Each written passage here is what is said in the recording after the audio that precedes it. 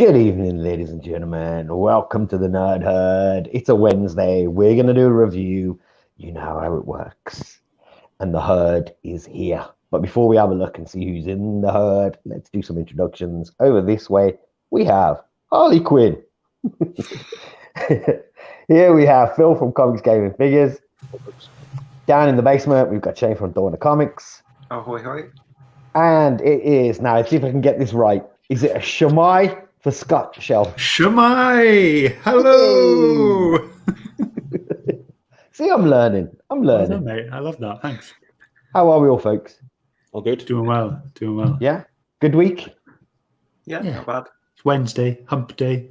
Happy. Okay. No. In London, it's just Wednesday. Yeah, Shane doesn't like hump day.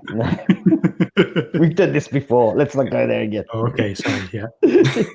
Let's have a look who we've got in here then, and then we'll talk about what we're gonna do, what we've been reading. So I can see we've got Luke from Hydra Collectibles in here. Luke's been a busy boy this week. If you've not been and seen his interview with Kevin Eastman, creator of the Teenage Mutant Ninja Turtles, go check that out on his channel. Yeah, we've got Liam, the Funky Joker, in the house. Yeah. Got our friend Tom from over at T1 Collectibles Gaming and Movies. His title of his channel gets longer every week, I feel. How you doing, Tom? We've also got, I've got to scroll back up here because they've just jumped down. We've got the noob in here as well. Evening to you, sir. We've got Perpetual Comics. Scrolling down, GP Venom's in the house as well. We've got Howdy Folks, the Nerd Herd. Oh, the Need Herd. Yeah, did you see his Instagram post? Yeah, spelled it wrong. The Need Herd. Well, there's a few needy people on the screen here. I don't think it's too wrong. And we've got Straight Outta Crampton. I was looking for him because I did know Ben was going to be here. So if I've missed anybody else, I really apologize. I hate missing people. But if I have, there we go. We've got Captain Sorrow in the house as well. I thought you were supposed to be at work, Sarah. Are you skiving? I hope you're well anyway. Thanks for joining us. So, folks, I think everybody knows what we're reading. We tell people at the end of the episode anyway from last week. So we are reading. Shane, do you want to tell people what we're reading? Harleen from DC Black Label. Harleen from DC Black Label. There we go. There's the cover. What a glorious cover. Amazing. So there you go. That's what we're reading. That's what we're doing. That's what we're here to review. We're not wasting your time. We haven't come to mess about. So who should we pick on to do the synopsis? Let us pick on. He knows it's coming. I can see it in his eyes right now. Scott! Okay. I hate this bit. There's so much pressure on getting it right. It's Harleen's retold origin story. Done. No. Pretty much. It's how she becomes Harley Quinn, more or less. How she goes from, this enthusiastic psychologist, doing research and trying to get funding for her research, and it ends up taking her down this path where she meets the Joker and ends up later on working with him for her research at Arkham Asylum amongst the other inmates there, and she falls in love with him. And that's it's nice, isn't it? It's a beautiful love story. It's a mad love story. Wait. That's the synopsis then, folks. You nailed it. I think there, Scott. Well done. Thanks, and to kick us off, then, it's got to be the one, the only, Phil. Come on, mate. Ease us in. This was amazing. I'll just say that from the start. This book, it was by Stepan Sajic, I think he's called. He drew it. Did a better job than me. And done the art. And my understanding was this was like a 6-year passion project. He from concept to publication took 6 years. And you can tell he put everything into this book. Like you can tell from the writing and the art was tremendous. And it shows that he clearly loves this character. Yeah, nice, definitely. I think so. Yeah, there's a lot of love in this book. Just having a look at the chat here before we get any further. As a non-DC fan, which may be changing, I really enjoyed this, says Luke. comic deal brings the negativity. Full disclosure, I have not read it, but I hated it anyway. There we go. There's a reply. Shaka. And Venom, GP Venom here. Pete saying, oh man, it's such a good read. So yeah, we've got a lot of fans in here. But Phil, I do agree with you. I think I did not know that it was a 6-year project until just before the show where you and Shane were talking about it. It makes a lot of sense to me now. Like I can see why this has a lot of love and is done the right way to me. Like having all that time clearly makes a difference when you're writing a comic book. It's bittersweet as well, because my understanding that he was planning a sequel and planning a Poison Ivy spin-off, but he's now since left. Doesn't write for DC no more. He's gone. That's him done with it. He's just like crowdfunding. He did do one more chapter. But is he going to release it though? It's been released in digital. Okay. It's Harlequin Red, Black and White. I believe it was issue chapter 1. I kind of want to show this off to you if that's okay, because this is the hardcover version, which is crinkled because I have kids. But I just think it looks fantastic. Like if you take the dust cover off, like the art on that cover is fantastic. Wow. So cool. And I recommend everyone buy this version if you can. Wow. Yeah, the trade stuff looks really good. You get that extra art you get. Just a hello there for Tom for joining us. So, folks, let's get into it.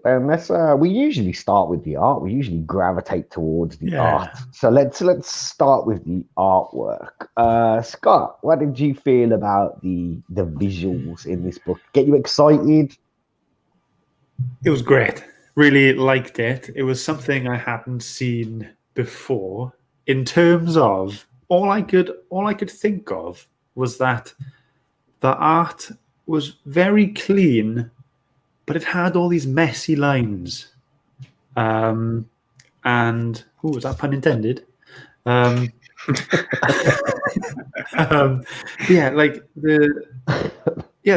exactly what it was. It was very clean, but if you look up close, the lines were just so squiggly.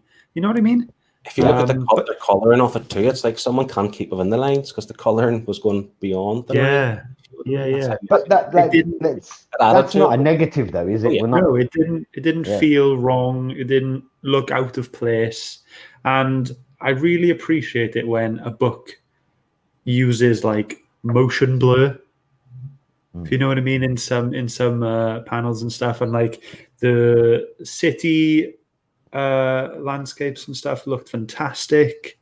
Everything was just really good. I really loved the emotions that you could see on Harleen's face. It kind of brought me back to the Bat and the Cat and the Bat, with Barbara Gordon, and kind of the emotions she was pulling. That's what I was thinking of. Her lips were in proportion, though. Her lips and her jaws were in complete proportion. But yeah, overall, love the art. I don't have any qualms with it. The artwork as well. Like if we consider, we just read Wacky Races last week, which was busy and manic. This was almost really simple.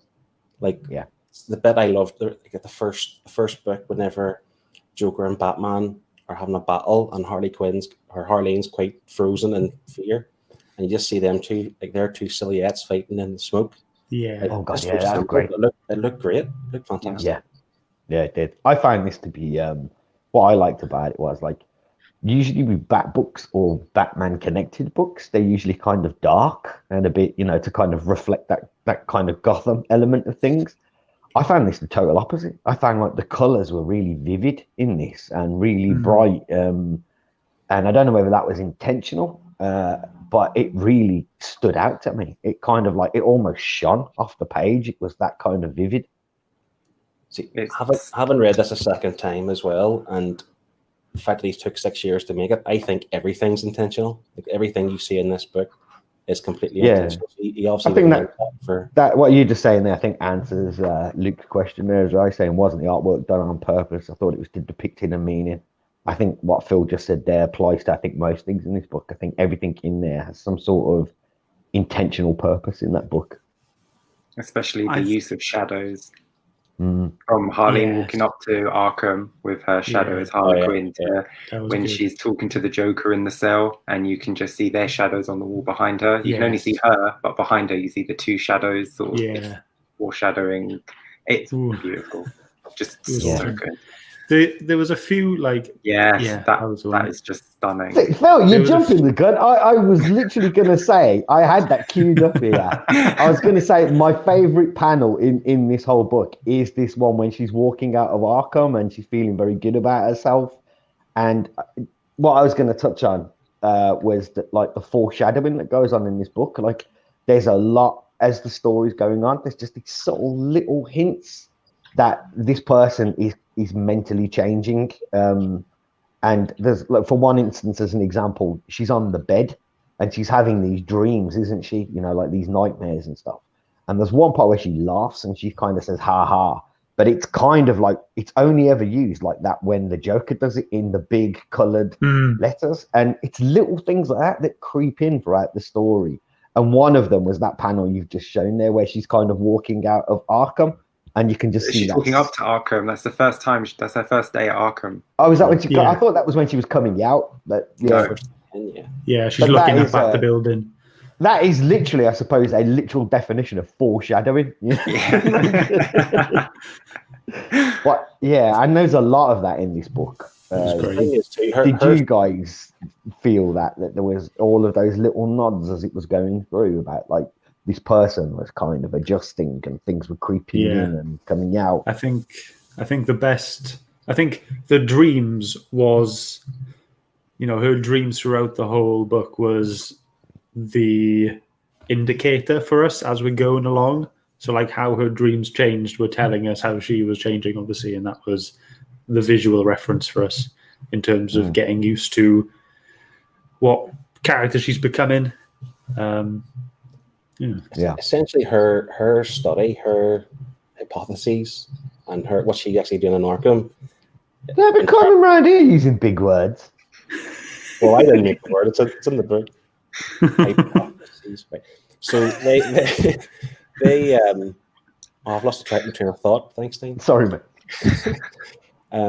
Essentially, what she's trying to prove is that how these villains and criminals lack empathy, and what leads them to that point, where essentially from this book to the start, she's proven it within herself how she loses that through the book. Yeah. And I think that is very much the very much the story of this book. I feel it is that can people change, and it starts off as like, can people become good, but it ultimately ends up with the story being showing that good people can become bad. You know, I kind of found that flips as well with her story, Especially with Harvey Dent as well. Yeah. It was pretty much, you know, I know the story was about Harley Quinn, but it was pretty much like his origin. Well. Yeah, that was just kind of shoehorned in, like, in a good way. It wasn't. Yeah, it wasn't shoehorned in. It was very natural. Yeah, but, you know. Yeah, I thought that. I thought it played quite an important part of the story as well, because I think she was visually watching somebody go from good to kind of bad through those kind of psychological changes, and ultimately that was kind of what was happening to her. I don't think she kind of realized it. Is that fair? Or no, somebody get a different? I think because she knew him before, and she knew what kind of person he was. I mean, Harvey Dent's always been the symbol of good in Gotham. So for him to turn, and for her to see what he's then now capable of because of one act of violence against him, I think for her, that sort of helped to break her a little bit. Because he was the hope of Gotham. Harvey Dent was always the poster boy of honesty and non-corruption, and to see if he's willing to cross the line, then she even mentions it in it at some point, like about her idea was that long-term exposure to violent environments could result in physical damage to the parts of the brain that process empathy. And obviously Harvey Dent getting the acid thrown over him, he's exposed to the criminal underworld all the time, and that was his snap, essentially. Yes, but these criminals getting away and stuff. But was he in the wrong? because he wanted to kill these people that kill people over and over and over again. I mean, how many lives would he save in the end? So Shane, killing people is wrong no matter what. Stop it. This is the third week you said something like that. If you kill the Joker, how many people would you save? Hang on, before we get that's an endless debate. Let me just catch up with the comments because we're falling behind a little bit here. Pete says the good thing about this book is that it's not rushed and it takes its time. Even though you know how it ends, you can't stop reading. That is a very fair point, mate. Very good comment. We've got Elite Legends, Toys and Collectibles joining us again. Thank you. Greetings to you, my friend. The Noob says the Two-Face story arc within was pretty cool. I agree. I think that it was a good addition. And the design of Two-Face. Yeah. Say again? It was really short within it, but it was essentially the pivotal event that occurred that pushed Harley over the edge, wasn't it? Yeah. But his design was terrifying. Yeah. He looked like he was still just falling off the bone, didn't he? As we said before we went live, like I hope Todd McFarlane picks these up. Like, if he can make that Two-Face. Oh yeah. Oh, Todd, if you're watching, mate, somebody message Todd. Get him on Instagram. Send him this. We want these toys, man. Oh, that'd be a great figure, wouldn't it? That Two-Face. I think the Harley would be good as well, Shane. I think you said her look without the hat, with just the hair, but with the costume, would make a great figure as well, I think. Yeah, definitely. Yeah, so Elite Legends, Toys and Collectibles thing. What do you think, mate? Do you think the toy range from this would be awesome? I think it would.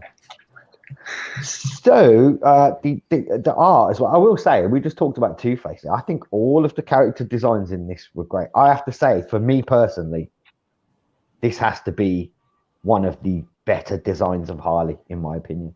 I really liked it. Yeah. Since New 52, this is hands down the best looking Harlequin. See, Shane, the best. Shane, wow. Ooh. Yeah. You're obviously a Harley Quinn fan. Like, I've never read Harley Quinn, and to be honest, now that I've read, she's listening. She dropped a hammer out of shot, Phil. A mallet. Mallet. Come on. Now that I've read this for me is the origin. I don't want to read any other origin, so I don't know what's gone before, what's different from her original origin. But this for me is it. This is a very modern retelling of Mad Love. But I don't want to know the previous one. This is it. I think that's another note that I've got down here as well. Order. Another note I made here as well is that I think that if people aren't familiar with like Harley Quinn, this to me is like a great jumping on point. The problem with that is if you jump on at Harleen and then you try to read any of the New 52 or Rebirth garbage, you will be disappointed. So you have to jump on here and then go back and read her from 10 years ago. Don't read anything from New 52 or Rebirth. What about Future State? No, don't trigger him, Scott. Don't order. Next. This is why I'm a bit sad about it, because I do wish that someone took the ball and ran with it with this version of Harley Quinn. It doesn't have to be the guy himself, but someone at the same kind of level who can bring this character forward more. But I would have liked that. This is the character we had pre-New 52. This is the Harley Quinn from pre-New 52 in her solo series from 2000.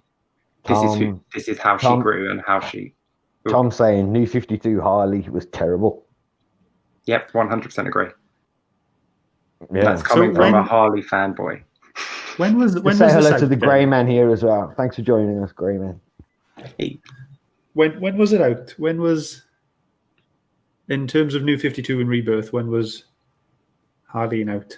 This was out last year, 2019. Yeah, so during Rebirth. Oh, so during Rebirth. Okay, cool. Oh no, 2019 it says on the ticker there. So here's a question for Shane then, because Shane is like probably the biggest Harley fan out of all of us on the screen right here. Again, I suppose we shouldn't, but there's obviously similarities between this and Mad Love. Do you think your own personal opinion, do you think this did a better job of telling that story? I did a different job. They're two very different books. They are her origin, but one's they're both dark, because if you read Mad Love, it is dark. Just because it's drawn in the cartoon style doesn't mean it's not as dark. There are still very deep underlying issues between Joker and Harley. They're very different. This does a great 2019 adaptation, and that did a great 1993 adaptation, so that you can't really compare the two. I wouldn't compare the two. I just enjoy reading them both. Very diplomatic answer there. Well done. I'm gonna say here, I disagree with Andy from Perpetual Comics here. He says, can we take a minute to discuss how shit Batman was in this waste of panels? I thought Batman was really good. Yeah, I thought he was all right in this. I preferred him in this than the Cat and the Bat, like where he turns up and he's all like, I'm the grown up here. Like, I think he did the job that he was needed to do in the book. It was to get Joker to Arkham Asylum, and then it was to have a brief conversation with Harleen, and then the final panels to sort of sum everything up for the reader. He discovered the twist. So I like don't that twist. Oh yeah. Yeah. See, but you knew something was coming, though. You knew something had to be coming. See, I've read this twice, so the second time round, knowing that twist, like I was noticing things throughout more so than I would have done the first read through. Yeah. Yeah, I got that because this was my second read through of the whole thing, and I picked up on things that I didn't like, that haha bit and stuff. Those little things in there that I didn't really notice the first time round. The noob saying the design of the Joker was done in a way that he looked almost model-esque. Would that be intentional by the artist, as this is how Harley sees him? Oh. I wanted to talk about something similar to this. He was a bit swish, wasn't he? He was far too handsome, wasn't he? Yeah. I mean, you should not be, like, have a wandering eye when you look at the Joker.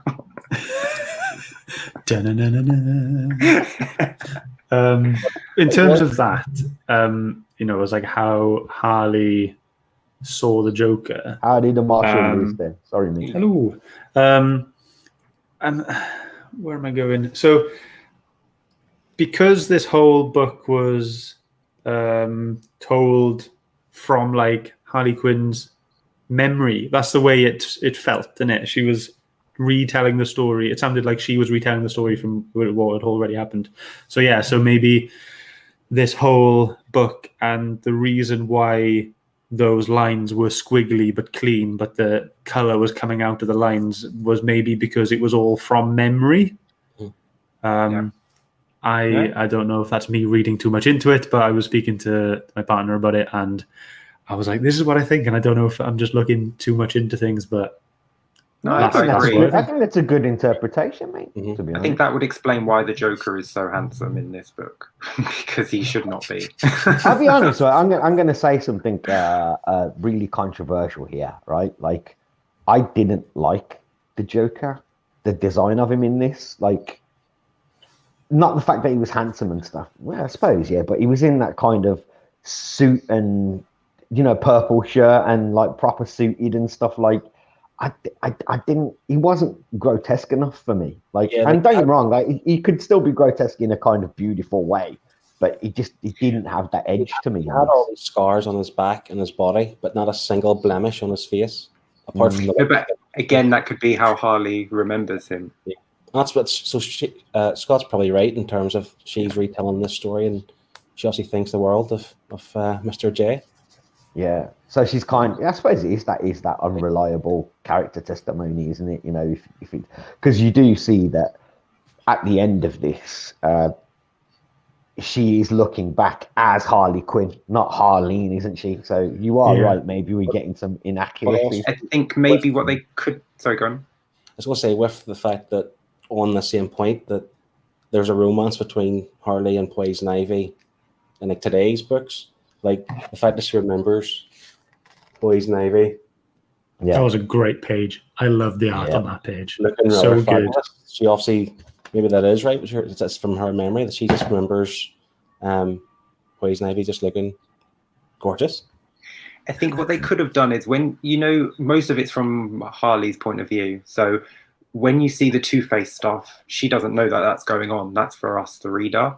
So I think maybe if they'd have shown maybe 1 or 2 pages of the Joker away from Harley, so we could have seen what he really looked like, and then we saw what she saw him as. Maybe that is something. Well, we did, didn't we? There were pages that were away from Harley.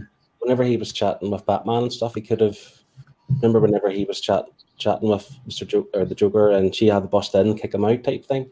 That would have been the spot to do that. To have Batman and Joker have that conversation, covered in scars and looking all a bit. Yeah, and Batman's very much kind of, because you're seeing it from her perspective. Batman's very much the villain in this book, isn't he? Well, from his perspective. Well, he beats the Joker to a pulp, doesn't he? I mean, the sound of the punches go from crunches to sloshes. But even when she met him on the rooftop, it wasn't like a nice conversation. She was like demanding, like what he thought in terms of, can these people be saved? Do you believe it? Like it wasn't like a convo. It was just like she was questioning him. Just to address an important comment here. James is saying, wish my wife would remember in a more romanticized version. You are beautiful, mate. Don't you forget it, mate. You are beautiful. And I think Liam's in trouble now. He says, don't we all? And then I think Liam's wife's in it. Liam, I can see this. We've got a domestic in the chat. Everyone. Get the hammer quick. Order. Oh dear. So before we finish, go on. No, go. Who? Go. You. Me. Okay. I was gonna say, before we finish off on all the art stuff, I also wanted to touch on the panels where it looked. You know, where she woke up from a nightmare and the panel kind of looked like smashed glass. Yeah. Yeah, that was fantastic. And I also really appreciated how they put across Joker slamming his hand on the glass to scare Harleen. I think that was in issue 1, and I think that was really cool. Like, so how, how things that have been conveyed in this way and panels like that, the smashed kind of glass. I did that a few times. I've not seen that before, and I was really impressed with it and really liked it. They did a Joker smile version as well, didn't they? When Batman was beating up the Joker and they were all in his jagged, broken teeth. Yes, that was good. It was just so cleverly done, wasn't it? The art, and I don't mean like clever as in it was just great. I mean it was a clever use of kind of art techniques, like you said about the jagged teeth, and there's that part, isn't there, when they're at the beginning, where she kind of everyone's peering over that banister and they're looking at him beaten, and you do have that kind of bat blood symbol there, don't you? And it was just really clever, I thought, And again, but I mean, if you've got 6 years to do this, you can take your time as opposed to doing something like this. Okay, so sounds like we're all fans of the artwork. I mean, I just find it really vivid. Like, it was eye candy, man. I mean, the colors were just so great in this. The color choice, the palette was brilliant. And I kind of feel a bit shitty now that I haven't put the inker's name down there. Because we really should have. I think they played a big part in this for me because the coloring was so great. We'll get that corrected. Don't worry. I'll put it in the description. I love that Harley always had either something black or something red on as well. Well, that was a nice little touch. Ah. Hey. Hey. Yeah. I didn't pick that up. You didn't? I didn't. Thank you very much. That's good. There's one scene where she has a purple nightgown on, and that's it. The rest, she's always wearing red or black. And that's what I mean. It's all of these little nods, and I suppose that brings us into the kind of the writing. All of those little nods made this for me. This was somebody who really thought about this story, and I think really thought about somebody changing, going from that kind of normal life and having those normal ambitions to kind of having something change, and it's kind of like it's what he did was not say like this is who she was before and this is who she is now. Those little nods kind of show you that was there in her anyway. I think. Do you think that's fair? Yeah, she was already broke, on her way to being broken. She was breaking. She'd been broken down by people at college because of a stupid mistake that she made that carried over into her job. So she was already isolated from people, and that never goes well, does it? So yeah, she was on her way. She just needed something to just push and push and push, and then the edge was there. That's exactly what the Joker says as well, isn't it? He's all like, most people are monsters. There's a lot of talk about most people being monsters. All they need is just that little push. That's it. And there's a lot of examples in this, isn't there? There's as we already mentioned, there's the Two-Face, and there's that there's the cop that joins the executioners as well. He's obviously had the push. And then there's that soldier, that ex-soldier that she's interviewing as well.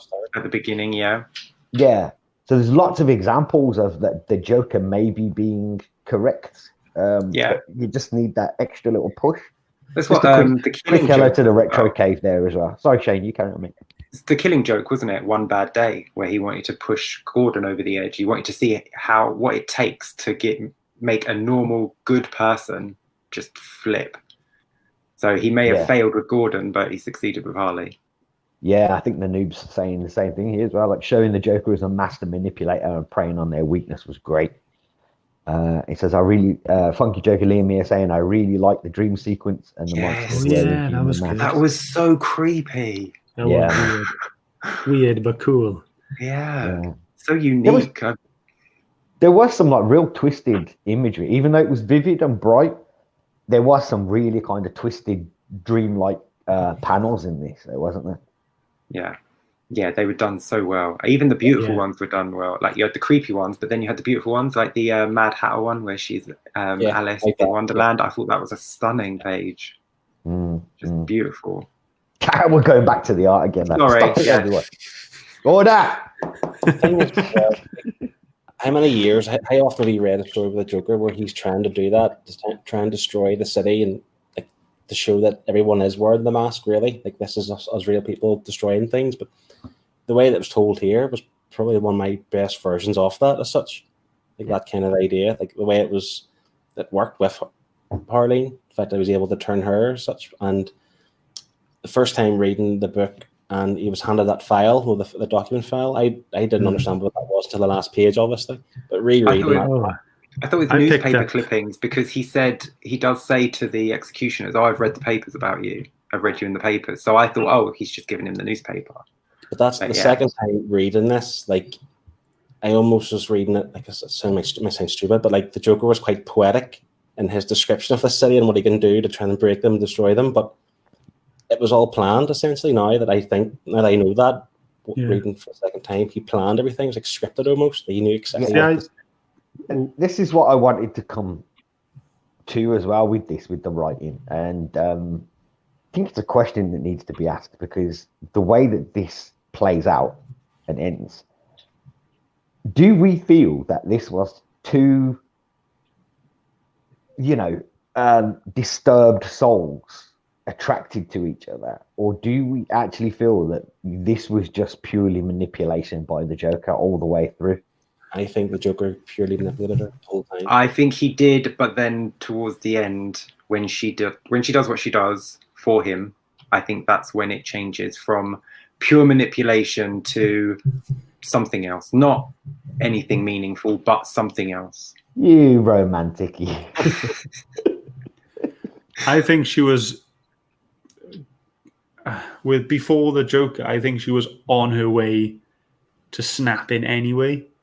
And I think the fact that when the Joker had her file from that guard and was reading everything, and then of course, like, the next interview they have, he's just saying everything that she wants him to, and then so he's playing her from that point pretty much. Well, he was playing from before that point because he wanted her notes. So the only thing I would question that is, like, do you remember the scene where she feels his heartbeat? And it's beating faster. And it's beating fast. It's like, that was the only thing that would make me question. Yeah. That but then it's the Joker. Of course, but maybe he was excited about the fact that it was working. Or it could just be physical attraction. I mean, he is only human and she is stunning. But again, for me, that was the clever writing here, because like you said, he put in those little things about the heart beating, and when she takes off his straitjacket, he's the one that makes the move and comes up behind her and holds her. But then at the same time, you get that kind of Usual Suspects ending where you find out, don't you, like when you see Batman and he's just repeated back to her all the kind of validation for all of her beliefs and her work. Yeah. So yeah, kind of like, which one was it? You know, was there genuine love there, or something like that in a disturbed way, or was this purely the Joker just manipulating the hell out of this woman? You know, I think it's 9 or 10. Yeah, at the end of Harleen on her own, Harley Quinn on her own, she wasn't. What's up, Mike? At the end. Yeah, I mean, she's even talking as if she's not with him anymore, isn't she? Through the entire book, she's saying, "I wish I didn't do this. I wish I didn't do that. I wish I never saw it." So she's past that. She's over him. She's not with him anymore. So it is just a retelling of how she became who she is. That's why I don't think the Joker was really in love with her as she was him. I think he does have some sort of feelings for her because he is. I mean, I see. I'm going not from this book, but from So yeah, I don't think at the end where she does what she does and he kisses her, I don't think that's 100% fake because he had her. He didn't have to do that at that point. He could have just taken her by the hand and led her out of Arkham. Yeah, I wouldn't say that it was love for me. Oh, I think, you know, it was manipulation, but I think that is part of the Joker's. Even if there was something that resembled love, I think that would still play a part for him. It would be I couldn't see him gravitating towards somebody that he couldn't manipulate. So I think it would be a factor for him anyway. So maybe it was a mix of the two for me. I don't know. I think it's infatuation and the excitement of seeing where he could go with this. You know, like, oh, you know, she's saying yes to all of these things I'm doing so far. So how far can I pull this string along? And and pulled it all the way. I think as well with Harley's research into trying to figure out what turns a person into a monster. I like that you get the mirror image. You get what turns Harvey is fueled by anger, and then what turns Harley is fueled by love. So you get two sides to that coin. So it's not just as straightforward as she thinks as of one bad day. It can also be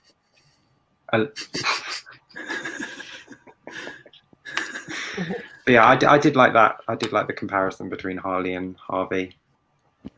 We've got Liam here saying, don't forget that this is Harley telling the story. It's how she wants their story to be known. His heart may never have beaten him faster. Oh, that's true. Joker may not have kissed her back. That's true, yeah, because we've got that unreliable. But we don't know who she's telling the story to. If she's telling it to us, she's got no reason to lie. If she's telling it to someone in Arkham or if she's telling it to Batman, then maybe she does. True. And Ben Crampton here saying Joker only loves chaos and Harley offered to him for a period of time. Agree with Deano, pure manipulation. 100%. See also in terms of the writing and the characters, like the security guard at Arkham, Bronson. For hang on, let's have a moment of silence for Bronson. That's me. Right, for having so few lines, really, and not really playing that. Well, he did a big part, I suppose, in the end. But like, I really liked him. He felt like a real security guard at Arkham. Like exactly how they would be, how they'd behave, what they'd be like. Yeah. He was, you know what? I would actually like to see more of Bronson in other books, man. Like he was that likable, wasn't he? Yeah.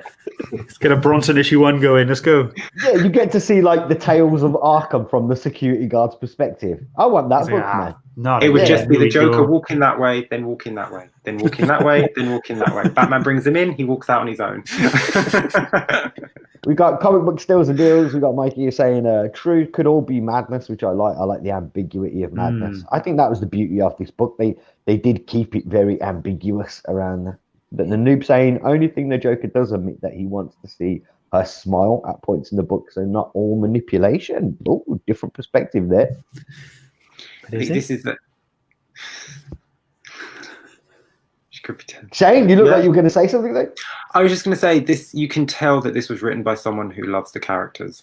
You can tell it's written by someone who knows the characters as well, which is more important than just liking them. He actually knows Harleen. He knows her because he has read her back catalogue. He's and he knows that the real original Harlequin, not like the new 52 people. They don't care. Or the As a I huge think that- fan, people, Shane, okay. Yeah. Shane, as a huge fan, is this like, you know, a direction you would have gone if you were writing it? Oh, absolutely. It's like the retelling of the origin from the, like I said, from the pre-New 52 series of hers from 2000. That this would fit perfectly there, and then you could go straight into issue 1 of that book. Yeah, right. But the, you know, I mean, I've loved Yeah. Harley for years and years and years, and this is the best book of Harley to come out since 2011. Everything else is just the garbage, and then this is just amazing. Now that's a lot of praise, I think, coming from you. Knowing that how big of a 100%. Harley fan you are, that is a huge praise. Wow. Phil, sorry, go on, mate. I was going to say though, the Shane, like in terms of like a one-off story, like it's 3 issues. Yes, they're prestige, but as opposed to the Harley Quinn runs as such, would you not say this is the best? No, would you not? Her 2000 series is phenomenal. I mean, because she has 38 issues to grow in that, so you get to see the character from Joker's jilted lover all the way to this amazing character who realizes that she's broken, and in her final issue she even takes herself to Arkham and commits herself because she knows she needs help. And it's just phenomenal. Yeah, I have to say, I wasn't impressed with her last run. I think the one that just ended. I bought all 75 issues and all the variants, and I read that many. Woof, wow. Garbage, absolute garbage. So here's a question then, folks. Seeing as we're kind of like, well, we're getting to that point where we're going to have to give our final thoughts and scores. But here's a question, and I think I know the answer, but I feel like I need to ask it. Like, would we want this to continue? I know, Shane, you said that there is an extra issue that goes with this. Yeah. But would we like to see maybe a full run around something like this? Not a full run, I don't think. But I did think the thing was going to be continuing, so I was excited for it. But then when it was one chapter, I was a bit like, Supposedly, it does have material to make a sequel, but I wouldn't want a full run. I would do the same format, you know, short story. Like so rather than a full run, you would like Harleen 2. Harleen 2, yeah. Yeah. And like I said before, that the Poison Ivy in this book, he almost leaves it open to talk about her, and there was rumors of a Poison Ivy story as well to come from this. That's another one I would love to see. And That's a good point. He could have done other characters as well, couldn't he? This guy could have just literally kind of gone on, and we could have, like, we've got like the White Knight universe. We could have had a kind of Harleen. Yeah, 3 issues of every character would have been amazing. When I finished reading, I messaged Phil, and I was like, "Are there any more like this? Are there any more like origin stuff like this?" Because honestly, like you, Shane, I thought it was, like there's going to be a bunch of origin stories for all these characters, and if the same writer and same writer artist did it, I would have been in. I'd have got them. But yes, Dean, I would have liked one more issue. Because before I went into it, obviously I knew it was her origin story. I knew it was 3 issues, so I was expecting the last issue, or even like half of the last issue, to be proper Harley Quinn. And you get snippets here and there of her, like, she's smashing her mallet on someone when he's trying to hurt the Joker, and then you get the end where she's proper dressed up and stuff. But that's it. And I was just hoping. I've never read Harley Quinn. I've only seen her in like some spin-off stuff that I've read to do with the Flash, and I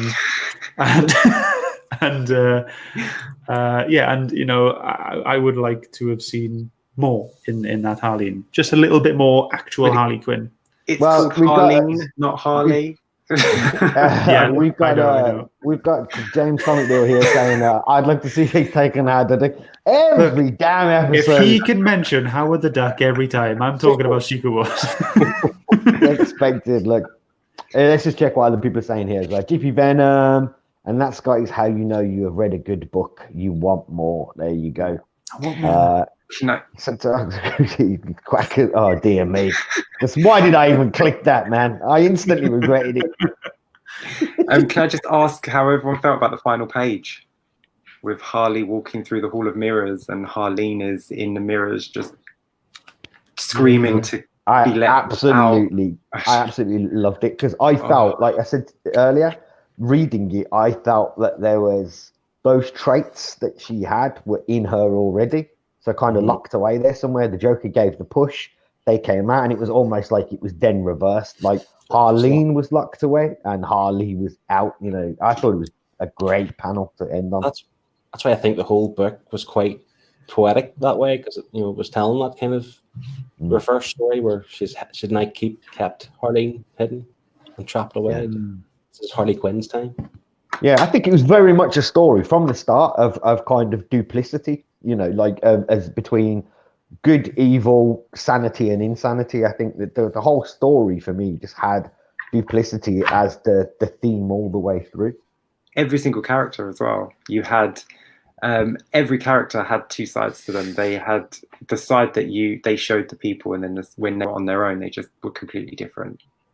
Even Bronson. Yeah. It was just so good because he was just so nice throughout the whole book, wasn't he? And then right at the end, he snapped as well when everyone was breaking out of Arkham. See, just on the manipulation theory, I just remembered, just look at the last page there.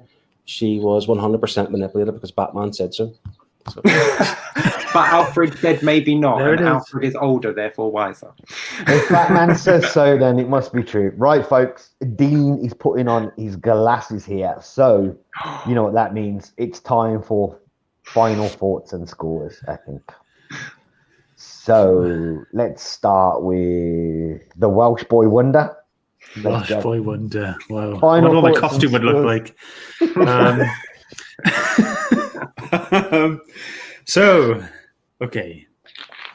Originally, I was worried about the hype that Phil and Shane had already instilled in this book. But it was great. I mean, the art was fantastic. The story was well written. You could see everything was meticulously planned and intentionally placed. And this, I can't say his name. Sorry. Stepan Sejic. Yep. And he's just, you can just tell he's just a genius. Very clever. And this shows that when a writer and an artist is given the time they need, it can generate this pretty much masterpiece of a story in, I know it's 3 chapters, but it's pretty much 6 issues. It's just brilliant. It's just clever. And to be honest, before I came on, I had a number in my head of what I was going to give it. But based on the fact of what everyone else's interpretations have been and how easy it's been to talk about this book in this chat, some books for me sometimes have been a bit of a slog to actually talk more and more about, and I feel like I'm just pushing some stuff out, but this just feels so chill and natural, and we could talk another hour about this, so I'm going 9.5. Woo! Wow. It's right up there, 9.5. And I tell you, before we move on as well, what I'm going to do is, and I figured we could do this from now on, is the folks that people are giving in the chat, I'm going to take their average as well and see whether we match up with what everybody else is. I just thought that would be an extra bit of fun. So far, I've got a couple of scores. So if you're putting them in the chat, I'll pick them up. So don't worry. Scott, that is super high, and yeah. No, I hope it's not too high. I just loved it. It was just awesome, and I think it is.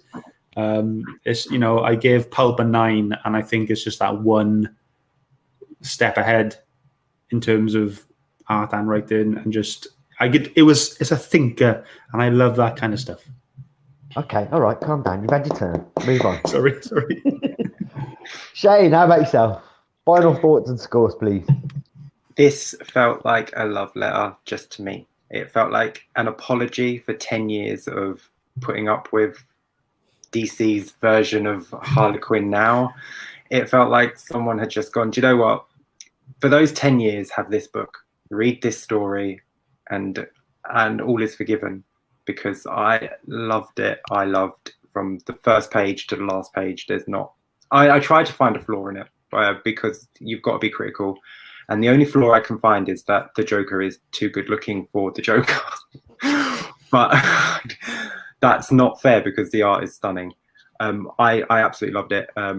Like I say, I've not enjoyed Harley for 10 years now, which is a real shame considering just how much I fell in love with her when I started collecting comics.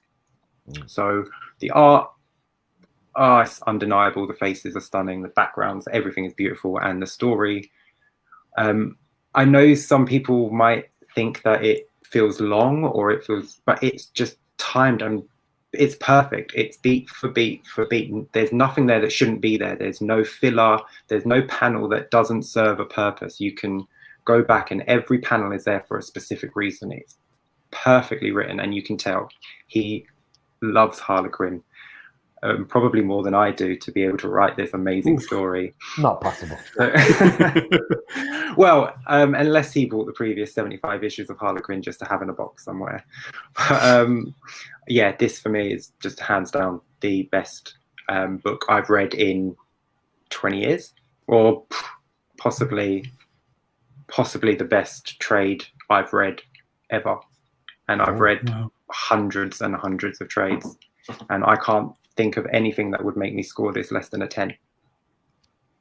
I can't. He's only I have waited 10 years for a decent Harlequin story, and I would have accepted a decent Harlequin story, and you gave me an amazing Harlequin story. Okay. Oh wow. Here we go now. Phil is going to come in with a 3 now. Okay, Phil. I'm picking up the scores people are putting in the chat. Phil, what are you saying? Final thoughts and scores for you? Well, first of all, it's definitely better than Secret Wars. only by like 0.5. Yeah, not loads. Well, in Phil's it will be. Could be it. Anyway, away from Secret Wars, that's in the past. Okay. So Harley Quinn is not a character I would overly be enamored with. I've enjoyed her in some books when she's appeared in Batman.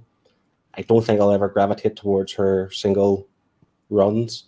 But this, the fact that Bronson and Harvey Dent and even Poison Ivy to an extent, they were just written perfectly in this book.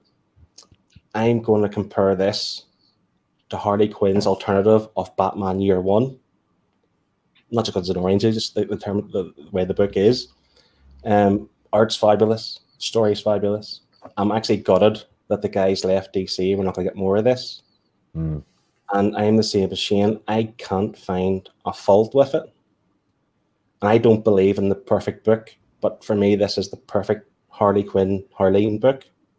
So I'm also going to give it a 10 because I honestly can't find. Like, I've read this twice. I know I'm going to read it again. It's just there's not even a spelling mistake or something you can pick to just Like, I just think, like, say, I've read Batman Year One multiple times. I'll read this multiple times over the years too. I just know I will, and I'll enjoy it every time, and hopefully pick something new from it every time. So I'm How can I give it a 9.5 and still think I've gone too low? Pressure's on, I think. Ooh, my lordy lord. He's thinking about raising. He's frozen. Hang on, let me just check the chat before we get to mine here as well. Says you guys need to get the White Knight and review it. Unreal book. I agree with you there, my friend. It's a 10 from Ben. It's a 10 from Ben. Okay, just on this, before you go ahead, I have Ben frozen on my TV. I was watching him just before we went live, and his face looks frozen right smack about on my television. Okay, then before we do the scores on the doors, let me give you mine. I don't disagree with everything that you guys have said. I think this to me is like the definitive Harley book or Harley origin story. I think this is even better than Mad Love for me, in my opinion. I enjoyed this. It captured me more. So like the art, as I said, was vivid. It was bright. It literally was eye candy for the eyes. And the writing, this was a guy who really thought about this story. This wasn't something that he just wrote and he was kind of like, where am I going with this? Or there's things that happen in issue 1 that contribute to what happens towards kind of like the middle or the end of issue 3. And that's some clever thinking when it comes to writing. So I can't fault it. I think for me, it's a great Harley story. The only element that I kind of score it down a little bit on for me, and this is for personal reasons, is that it didn't really bring anything new. A lot of this it was a retelling of a story that we already had, and there wasn't a lot different in that. It was just those small details were more fleshed out. We had more detail. We had more of a appear behind the curtain. There wasn't any big reveals or any twists or anything that kind of slapped me in the face as far as kind of plot went. It was stuff that was already laid out there. So for me, based on all of that and weighing that up, it's an 8.5 for me. We're looking for a new host. Anyone who's interested? Order! I'm sorry. Right. He says with a Harley figure sat right in front of him. Didn't even cover her ears for that. So let's just have a look. The chat here scored this an average of 9.1 in the chat. That's what we got from them. Good job. For us, let's take a look at our leaderboard here. Is it higher than Secret Wars? Is it higher than Secret Wars? Is it we'll higher find out. It's going to be close. So there's the leaderboard, and Harleen comes in at 9.5 on our leaderboard, which puts it right at the top by a huge amount, I think. Wow. 0.9. That's going to be hard to beat. So there you go. So we got a 9.5 from us and a 9.1 from the chat. So I think we were in the ballpark there with everyone. Not a fan. Not a fan. What did I say? Or that. There we go. Do we think that's a fair score? A 9.5 that's wow. Wow. If I'm being honest, I was considering 9.5, but again, same as Scott, talking through it, I realized that no, it needs to be the 10. Originally, I was going to give it 8.5 before coming on, but because of our chat, that's what brought it up. So we had just to recap for people, we had an 8.5, a 9.5, and then 2 10s there as well. That's what makes up the 9.5. So yeah, I think it's a fair score. I think it's a bit high for me on a personal level, but I can see why that would get a 9.5. I think as Miss Quinn goes, this is the perfect story for Miss Quinn. So I'm not mad at that. I'm not mad at a 9.5. Anyone else? No, I mean, we've all got different perspectives. You know, like for me, it's a completely new reader for the character. For Phil, pretty much the same. Shane, it's like, retelling. He's using caps now. This is getting bad. Sorry, Scott. And then for you, Dean, it's like it's more of a rehashing more than a retelling. So I think we've all got our reasons for giving it the scores we did. And, I wouldn't say I'd call it a rehashing for me. I just think that, that's the footing that he started off. So it's not, again, I don't even know from his perspective whether he could have done something like that, whether he could have done something new, or I don't know. I just know that kind of puts you at a disadvantage in my eyes. Not a disadvantage, but I can't give extra credit for that because there was no, don't get me wrong, if there was a huge thing in there that we didn't know that he kind of put in and it tied in with everything else, he would have got that extra maybe 0.5 out of me, I think, but that's why. It'd kind of be like trying to tell Batman's origin without killing his parents. You've got, the origin is there, you've got to work with what you've got. So no, but like with origin stories, like you say about killing it, as we revisit origins over time, people do slot stuff in, like the killing of the parents wasn't originally there, was it? That came further down in the line. And since then, we've added stuff to that goes along. So maybe in my mind, I would have liked to see something added to the origin story a little bit, something new there that was going to be impactful. But again, I don't know whether he could have or not, But 8.5, I mean, why are you picking at me, man? Safe place, mate. Safe place. Oh, you wait till you stop recording. Okay, so let's tell the folks. We bored everyone enough, I think. Let's tell the folks what we're reading next week. Shane, do you want to tell the boys and girls what we're reading next week? We are reading Dave from IDW Comics. This was one of the first indie books that I actually read. I've not really been into indie books, so this was one of the first, and I absolutely loved it. Same. I hope I love it again on a reread. This is by IDW, and it's how many issues was it? 5 issues. 5 issues, and yeah, and I think it was 2015. Is yes. What I can see on there as Sorry, well. Yes. So there you go, folks. If you want to come and give us your opinions and thoughts, or have a read along with us, you're more than welcome to join us next Wednesday for that. And we've got I love Dave. Great read. She does. Fan of Dave. She does. And she spelled it wrong. It's a 4, not an 8. I can see. I've read this here that GP Venom's put that, and I've just read that in Space Odyssey voice, like how. Hello, Dave. Hello. Well, on that note, folks, all that remains to do is get your waves out.